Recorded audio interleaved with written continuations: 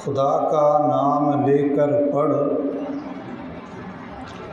خدا کا نام لے کر پڑھ، یہیں پہلی وحی اتری۔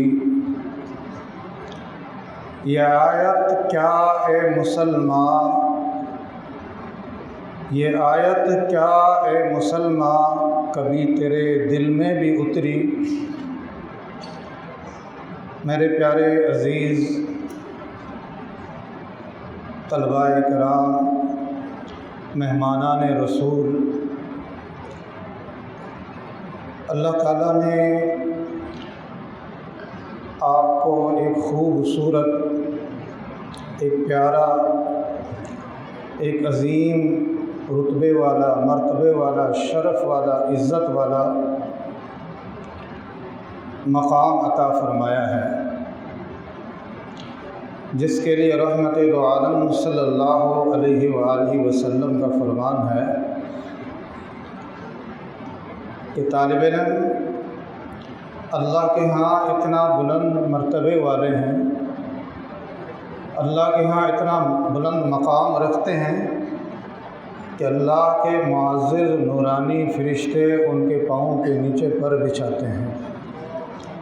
اللہ تعالیٰ کی ذات طالب علم جب صحیح نیت کے ساتھ طلب علم کی نیت سے نکلتا ہے، اللہ حصول علم کے راستوں کو اس کے لیے آسان کر دیتے ہیں، اللہ کی مدد اور نصرت اس کے ساتھ ہو جاتی ہے۔ اللہ تعالیٰ اس کے علم حاصل کرنے کو دیگر جتنی بھی عبادات ہیں، نیکیاں ہیں، اس پر اللہ فضیلت عطا کر دیتے ہیں۔ اللہ تعالیٰ کی خصوصی رحمت اس طالب علم کی طرف متوجہ ہو جاتی ہے۔ میرے عزیز طالب علموں، سب سے پہلی چیز جو ہے وہ ہم اپنی نیت کو درست کر لیں، درست ہے تو اس کا استحضار کر لیں۔ ہم سب جو علم حاصل کر رہے ہیں، ہم پڑھ رہے ہیں، پڑھا رہے ہیں، قرآن مجید ہے، کتابیں ہیں، نورانی قاعدہ ہے، کوئی بھی علم ہم حاصل کر رہے ہیں وہ سب کے سب اللہ کی رضا کے لیے، کہ اللہ ہم سے راضی ہو جائے، اللہ کی ذات ہم سے خوش ہو جائے، دنیا اور آخرت میں ہم کامیاب ہو جائیں۔ جتنا بھی ہم علم حاصل کر رہے ہیں، نیت ضروری ہے۔ مدرسہ نظامیہ بغداد کے اندر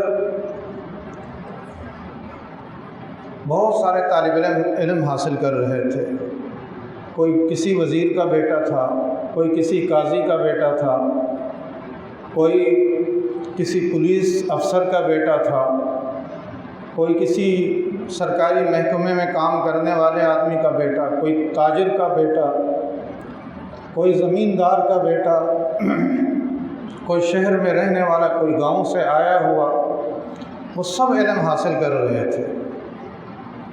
جس نے مدرسہ قائم کیا تھا، سلطنت سنجر کا جو وزیر تھا، اس نے وہ مدرسہ قائم کیا تھا۔ وہ مدرسے میں آیا، اس نے کہا میں اتنا جو مدرسے میں اخراجات کر رہا ہوں، اس مدرسے میں اتنا زیادہ میں اپنی رقم صرف کر رہا ہوں، میں اپنا مال خرچ کر رہا ہوں، تو میں دیکھ بھی لوں نا یہاں جو طالب علم حاصل کر رہے ہیں ان کا مقصد کیا ہے، آیا کسی صحیح مقصد کے لیے میں خرچ کر رہا ہوں؟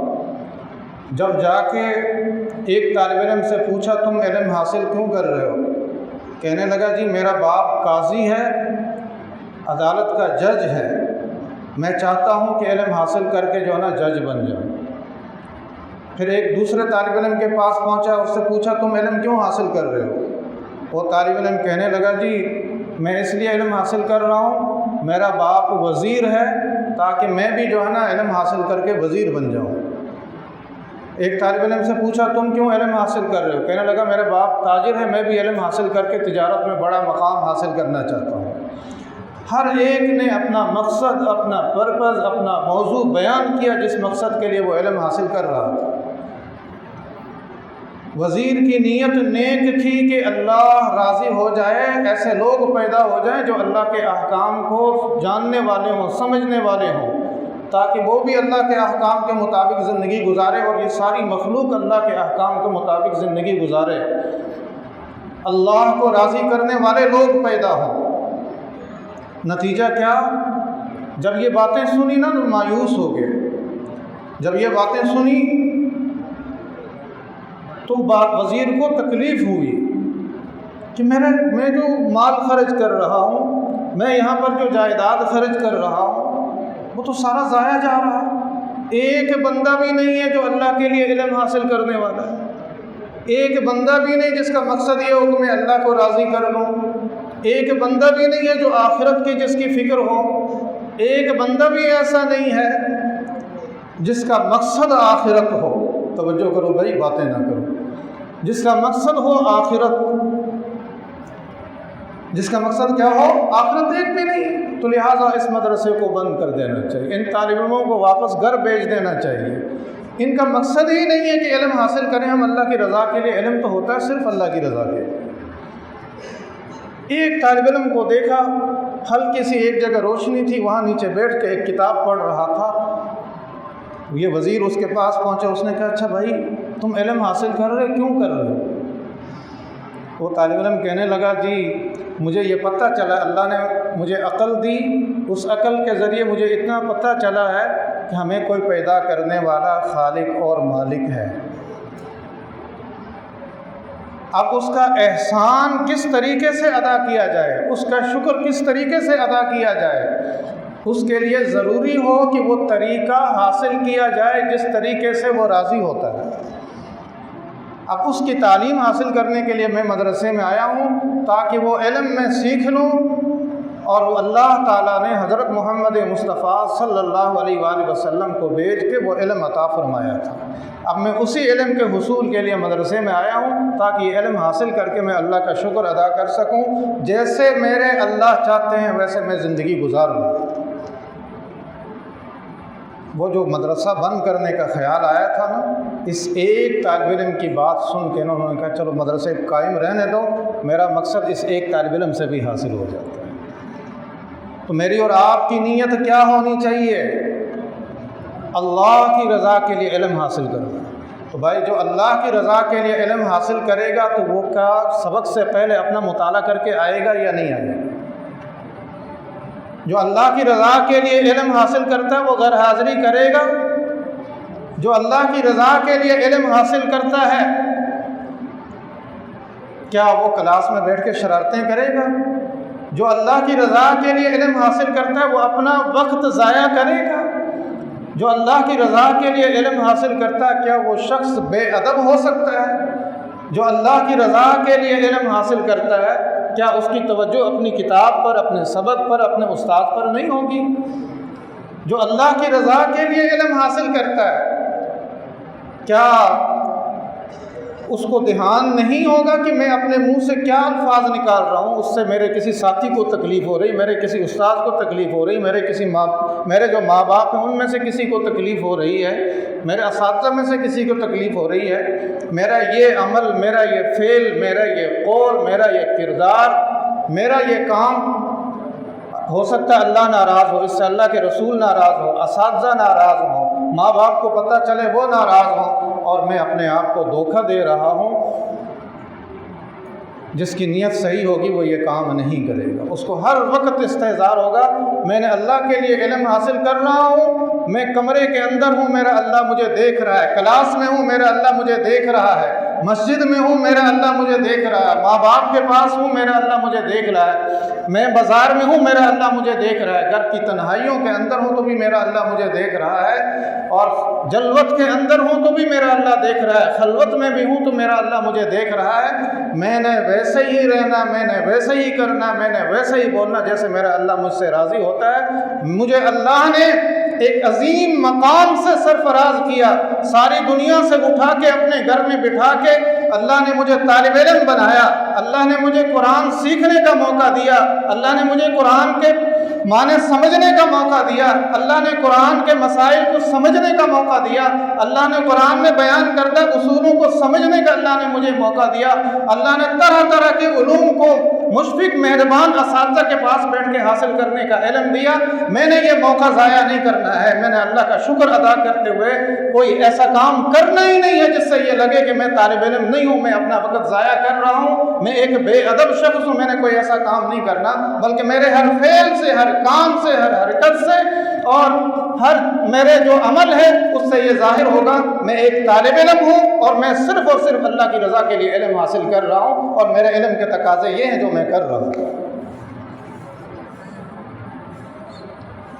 ہدایت کے لیے ایک آیت بھی کافی ہے، اور بندہ اگر نیت نہ کرے نا تو پھر پورا قرآن بھی اس کی ہدایت کے لیے ناکافی ہو جاتا ہے۔ فضیل بن عیاض بہت بڑے ڈاکو نہیں، ڈاکوؤں کے سردار تھے۔ اس اسلامی حکومت کے اندر اس کے ظلم کی، جبر کی، اس کے ڈاکے کی دہشت اتنی تھی کہ مائیں بچوں کو ڈرایا کرتی تھی آرام سے بیٹھ جاؤ، یہ نہ ہو کہ فضیل بن عیاض آ جائے اور تمہیں اٹھا کے لے جائے۔ ایک دن ڈاکہ مارا کہیں پر، اپنے ساتھیوں کے ساتھ یہ کیا کرتے تھے، ان کا ایک بڑا سا جو ہے نا وہ گروپ تھا، اس گروپ کے ساتھ جا کے وہ جو ہے نا ڈاکہ ڈالتے تھے، مال چھین کے لے آتے تھے اور جنگل میں چلے جاتے اور وہاں پر تقسیم کر دیتے آپس میں۔ ایک مرتبہ مال ایسا ہی لایا، ایک درخت کے نیچے بیٹھے اور یہ بحیثیت سردار وہ سارے مال کا حساب لگا رہے تھے کہ کتنا مال چوری کیا ہم نے، کتنا ڈاکہ میں ہمیں مال ملا ہے اور ہر ساتھی کے حصے میں کتنا آتا ہے۔ اسی دوران ان کے کان میں ایک آواز پڑی، الم یان للذین آمنوا ان تخشع قلوبہم لذکر اللہ، کیا ایمان والوں پہ وہ وقت نہیں آیا کہ ان کے دل اللہ کے خوف سے لرز جائیں، کانپ اٹھیں۔ وما نزل من الحق، اور اللہ تعالیٰ نے جو حق نازل کیا ہے اس کو سن کے ان کے دل لرز جائے۔ یہ آیت جب ان کے کان میں پڑی نا تو اس آیت کے پیچھے پیچھے چلے، چلتے چلتے دیکھا ایک کمرے کے اندر ایک بزرگ کھڑے ہیں، رات کی تنہائی کا وقت ہے، کوئی دوسرا بندہ نہیں، اللہ کے آگے کھڑے تہجد میں آہستہ آواز کے ساتھ اللہ کا قرآن پڑھ رہے ہیں، الم یان للذین آمنوا ان تخشع قلوبہم لذکر اللہ۔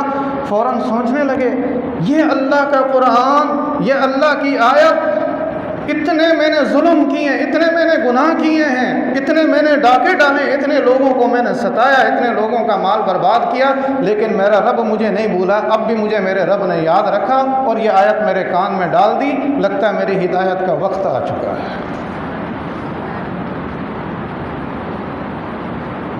میرے پیارے طالب علموں، ہدایت کے لیے دیکھیں ایک آیت بھی کافی ہو گئی، ماننے کی نیت سے گئے ایک آیت بھی کافی ہو گئی۔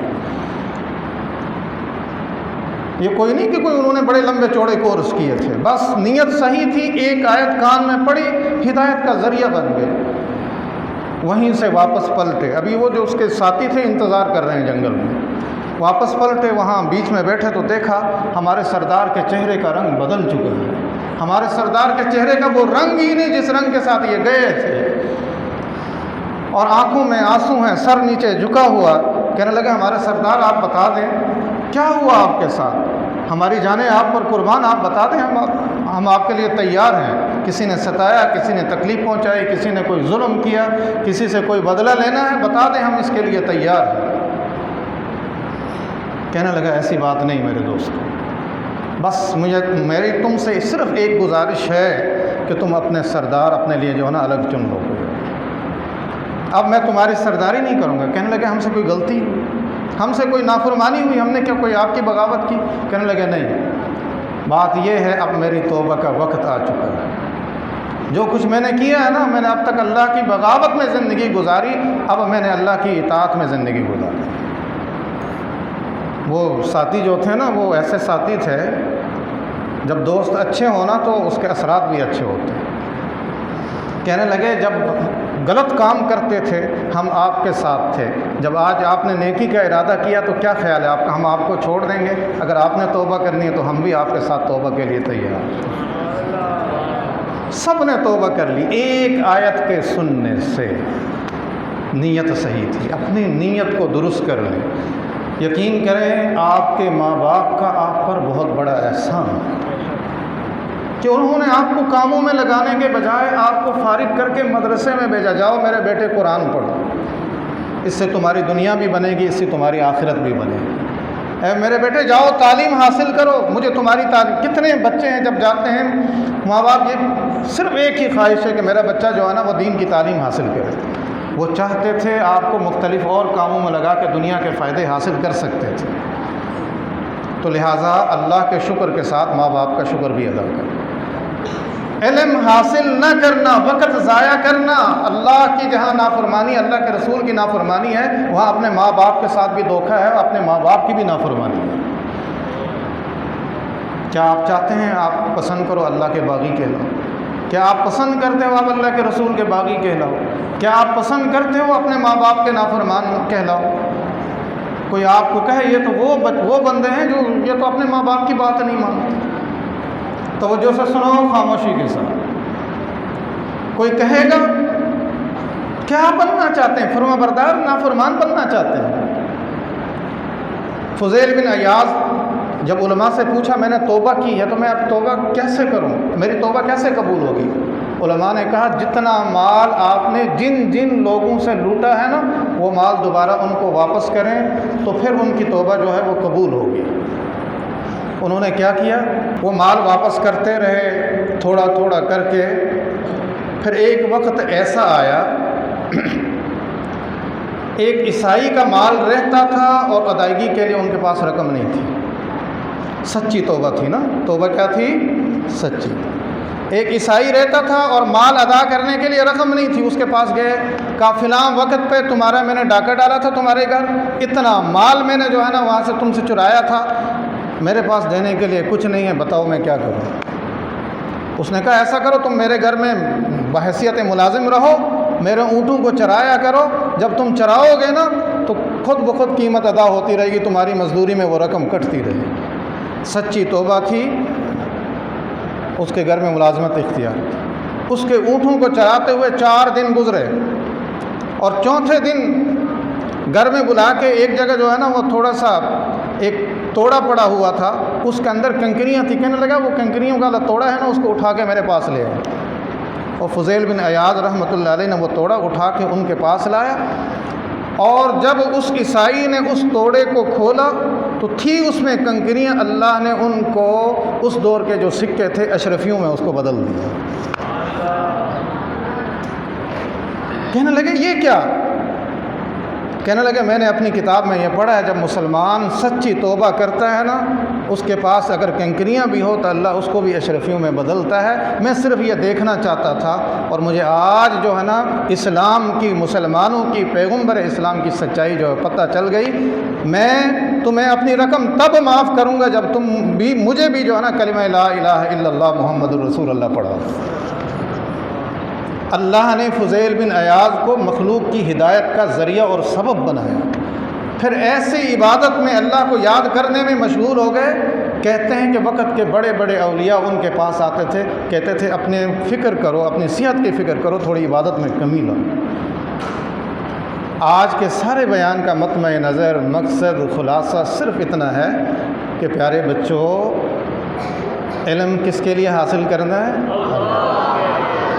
اور اللہ کے لیے جو علم حاصل کرتا ہے وہ بچہ بے ادب، وہ بچہ دوران تعلیم شرارتیں نہیں کرتا، وہ بچہ اپنے سبق کا مطالعہ ضرور کرتا ہے، استاد کی بات پہ عمل ضرور کرتا ہے، اور سبق اپنا یاد کر، روز کا کام وہ روز کرتا ہے، اور سبق میں غیر حاضری نہیں کرتا۔ تو آپ عمل کریں گے نا انشاءاللہ؟ اللہ مجھے اور آپ سب کو عمل کی توفیق نصیب فرمائے۔